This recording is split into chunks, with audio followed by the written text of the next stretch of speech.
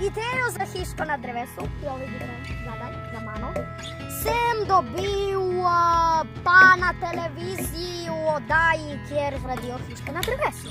Takrat sem se odločil, da mi hiška na tleh ni dovolj in jo moram premestiti na drevo, v višave. Pak sem se navdušil nad drevesi in sem se tudi nekaj navadil od dreves.